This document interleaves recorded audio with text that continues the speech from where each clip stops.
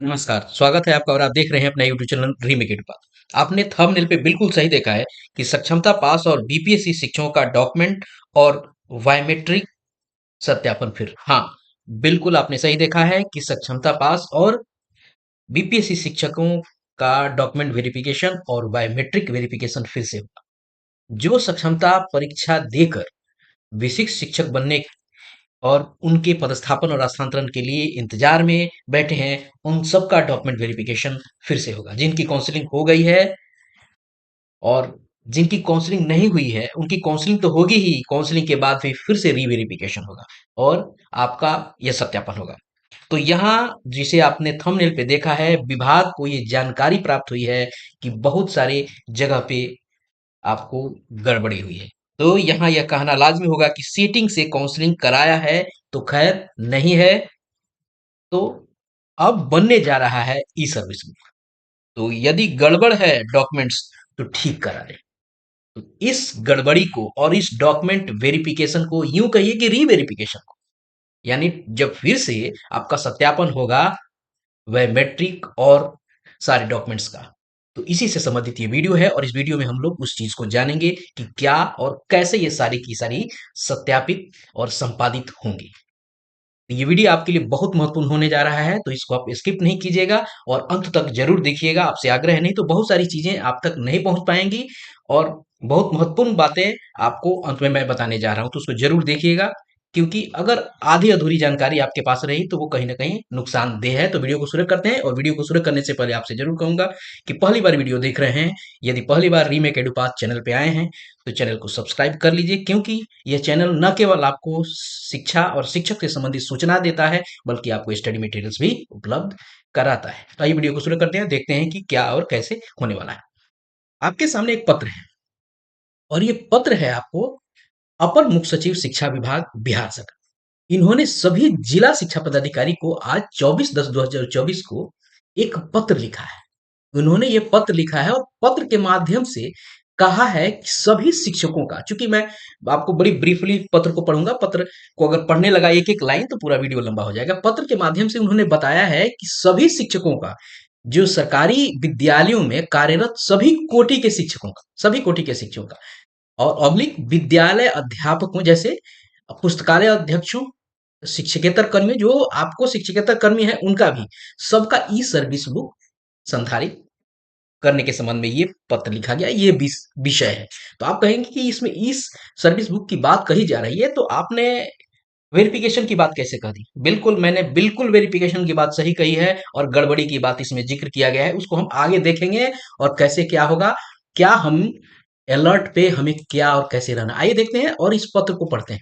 इस पत्र के अगर आगे देखा जाए तो बॉडी में इसके पहले पैराग्राफ में कहा गया है कि सभी जो शिक्षक हैं सरकारी विद्यालय में, सभी कोटि के जो शिक्षक हैं, विद्यालय अध्यापक हैं, पुस्तकालय अध्यक्ष हैं, शिक्षकेतर कर्मी हैं, उनके सर्विस बुक खोलने का निर्णय लिया गया है। और सर्विस बुक में शिक्षकों और विद्यालय अध्यापकों और पुस्तकालय अध्यक्षों, शिक्षकेतर कर्मियों की व्यक्तिगत और सेवा से संबंधित जानकारियां, जैसे नियुक्ति, संपुष्टि, वेतन निर्धारण, प्रोन्नति, स्थानांतरण, विभागीय कार्रवाई, शैक्षणिक एवं प्रशैक्षणिक योग्यता, पुरस्कार, अवकाश इत्यादि का विवरण वहां रहेगा। सभी शैक्षणिक और प्रशैक्षणिक प्रमाण पत्र वहां ई सर्विस बुक पर आपको होगा। आगे दूसरे पैराग्राफ में कहा गया है, ये इसलिए सर्विस बुक में सारी चीजें होगा कि मान लीजिए कहीं आगे चीजों को अगर देखना होगा किसी भी विभाग को, किसी भी पदाधिकारी को, तो आराम से अवलोकन कर लेंगे, चूंकि ऑनलाइन रहेगा। ध्यान रखें कि सभी के लगभग जो बीपीएससी टीआरई से पहले बहाल शिक्षकों के लगभग ई शिक्षा कोष पे उनके सारे डॉक्यूमेंट, सारा सेवा आपको सर्विस पीरियड में सारी की जो सेवा अवधि में है, जो भी चीजें हैं वो उपलब्ध करा दी गई हैं शिक्षकों के माध्यम से। आगे देखिए दूसरा कॉलम क्या कहता है, दूसरा आपको पॉइंट क्या कहता है, कॉलम की बात कर रहा हूं। विद्यालय अध्यापक और सक्षमता उत्तीर्ण शिक्षक के शिक्षकों का क्रमशः, ध्यान रखिएगा, जो भी विद्यालय अध्यापक हैं और सक्षमता उत्तीर्ण शिक्षक हैं, विद्यालय अध्यापक जो बहाल हुए हैं वो आपको बीपीएससी के माध्यम से बहाल हुए हैं। तो इन्होंने आवेदन के समय सारे अपने डॉक्यूमेंट्स डॉक्यूमेंट्स क्या किए हैं, अपलोड किए हैं। उसके अलावा जो बीपीएससी के अलावा जो हमारे सक्षमता परीक्षा उत्तीर्ण करके जो शिक्षक बहाल हुए हैं, उन्होंने अपने डॉक्यूमेंट्स कहाँ किए हैं? बीपीएससी, बीएससीबी, बार बार बीपीएससी आ रहा है जबान पे, बीएससीबी यानी बिहार विद्यालय परीक्षा समिति के साइट पे उन्होंने अपलोड किया है आवेदन करते समय। चूंकि अब हुआ क्या है कि आगे कहा जा रहा है कि वो सभी के सभी शैक्षणिक और प्रशैक्षणिक प्रमाण पत्र आपको ई सर्विस बुक का भाग होगा, वो पार्ट होगा। इसके अतिरिक्त जो शेष कार्यरत शिक्षक और विद्यालय अध्यापक है उसके अतिरिक्त की बात कही जा रही है। ये सारा का सारा चीज तो वहां जो भी आपने डॉक्यूमेंट अपलोड किया है वो सारा का सारा इस सर्विस बुक में आपको एकोमोडेट किया जाएगा। आगे भी कहा है जो लोग भी इसके अतिरिक्त हैं उनको आपको क्या सभी शैक्षणिक और प्रशैक्षिक प्रमाण पत्र पर उसे ई सर्विस बुक का भाग बनाया जाएगा। अब बात आते हैं, चलिए चूंकि इस ब्रीफ में हमको बताना जरूरी था, क्योंकि मैं उद्देश्य किसी अलग उद्देश्य से वीडियो बना रहा हूं, लेकिन ये जानना जरूरी है इन सब चीजों को। आइए देखते हैं कि क्या है।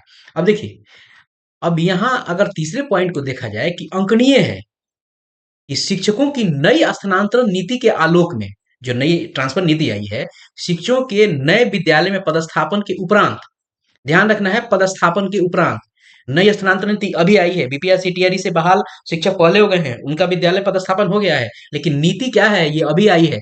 इसके आलोक में ये फिर से होगा, बीपीएससी वालों के लिए भी पड़ेगा, क्योंकि बहुत सारे बीपीएससी शिक्षकों का आपको जब ये गड़बड़ी की शिकायत मिली थी तो हुआ क्या था, बायोमेट्रिक आपको फिर से उनका कराया गया था, लेकिन अभी क्या हुआ, स्थानांतरण नीति फिर दोबारा आया है, अभी आया है। तो यहाँ कहा जा रहा है कि विद्यालय में पदस्थापन के उपरांत विद्यालय अध्यापक एवं सक्षमता उत्तीर्ण स्थानीय निकाय के शिक्षक कौन, यानी जो अब आपको विशिष्ट शिक्षक होंगे, उनकी बात वो कही जा रही है। ठीक, क्लियर है।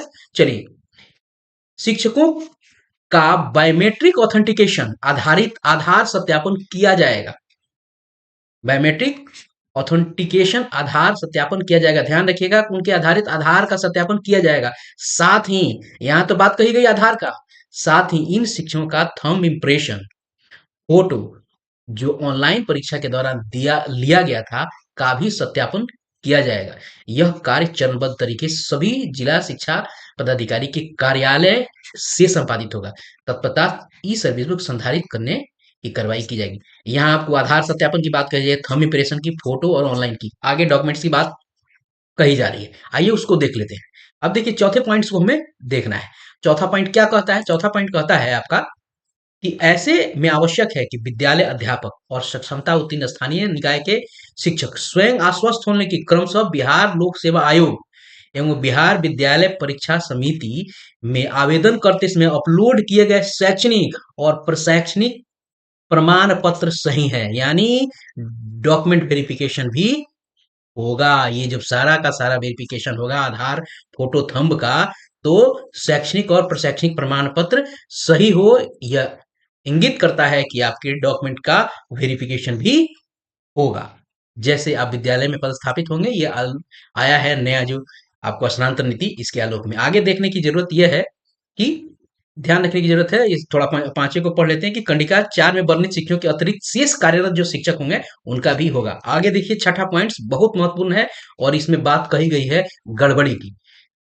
इसमें गड़बड़ी की, सब लोगों ने कहा होगा ये सर्विस बुक खुलेगा, लेकिन सर्विस बुक खुलने के आड़ में क्या क्या चीज सरकार कहाँ आपको ठीक करने का और सारे सिस्टम को ठीक करने का कहाँ प्रयास कर रही है, ये देखिए। छठा पॉइंट कहता है उल्लेखनीय है कि सरकारी विद्यालय में कार्यरत सभी कोटि के शिक्षकों, विद्यालय अध्यापकों अध्यापकों पुस्तकालय अध्यक्षों, शिक्षकेतर कर्मियों के ई सर्विस बुक के कर्मियों की संपूर्ण सेवा काल में संबंधित जानकारियां, शैक्षणिक एवं प्रशैक्षणिक योग्यता, पुरस्कार, अवकाश इत्यादि का बायोमेट्रिक संधारित रहेगा। जब अब ई सर्विस बुक बन जाएगा तो सारा का सारा चीज डॉक्यूमेंट आपका वो पूरी सेवा अवधि में सारा जो भी आपने चीज किया होगा वो सब कुछ उपलब्ध रहेगा। उसके अलावा आपका बायोमेट्रिक हिस्ट्री भी वहां उपलब्ध रहेगा। ज्ञातव्य हो कि ध्यान देने की जरूरत है इस जगह से, ज्ञातव्य हो कि विभाग को प्रायः इस तरह की शिकायतें प्राप्त होती हैं कि कर्मियों द्वारा उपलब्ध कराए गए शैक्षणिक और प्रशैक्षणिक प्रमाण पत्रों और बायोमेट्रिक इत्यादि के साथ छेड़छाड़ किया जा रहा है। अभी जो काउंसलिंग चली है तो इसमें शिकायत ये मिली है और पहले भी चीजें मिली हैं कि छेड़छाड़ किया जा रहा है और किया गया है, आपको पास्ट में भी किया गया है, अभी किया जा रहा है। तो भविष्य में ऐसा न हो इसलिए सारी व्यवस्था बनाई गई है। ऐसे में इस सर्विस बुक के अवलोकन से विभाग किसी भी स्तर से किसी भी समय इन दस्तावेजों की जांच करा सकेगा कि कोई कार्मिक अपने सेवा के दौरान अथवा सेवा में आने से पूर्व प्रमाण पत्र से कोई छेड़छाड़ किया है अथवा नहीं। तो साफ है इससे कि आपका डॉक्यूमेंट वेरिफिकेशन, बायोमेट्रिकल वेरिफिकेशन फिर से होने जा रहा है। इसके लिए आप रेडी रहिए और सबसे ज्यादा सावधान उन लोगों को है जिन लोगों ने अपने डॉक्यूमेंट में उनको अगर समस्या थी और सेटिंग इत्यादि से करके यदि आपने किया है तो ध्यान रखने की जरूरत है कि सेटिंग अगर यदि आपके डॉक्यूमेंट से, मैं आप पे आरोप नहीं लगा रहा हूं, डिपार्टमेंट का ये विभाग का पत्र कह रहा है, तो आपको सावधान होने की जरूरत है, अलर्ट रहने की जरूरत है कि यदि आपके डॉक्यूमेंट्स में कोई भी त्रुटि है उसको तत्काल आप सुधरवाएं और उसको ठीक करा लें, भले भी आपका काउंसलिंग स्टेटस ओके आ गया है, सक्सेसफुल हो गया है, फिर भी अगर कोई दिक्कत है उसको ठीक कराएं, नहीं तो पदस्थापन के बाद आपका मामला फिर से फंस जाएगा। तो इस वीडियो में मैंने प्रयास किया कि आप तक वो बातें जो अपडेटेड इंफॉर्मेशन आई है और ई सर्विस बुक के इस पत्र में क्या आपके लिए मूल चीजें हैं और मूल बातें हैं आप तक पहुंचाएं।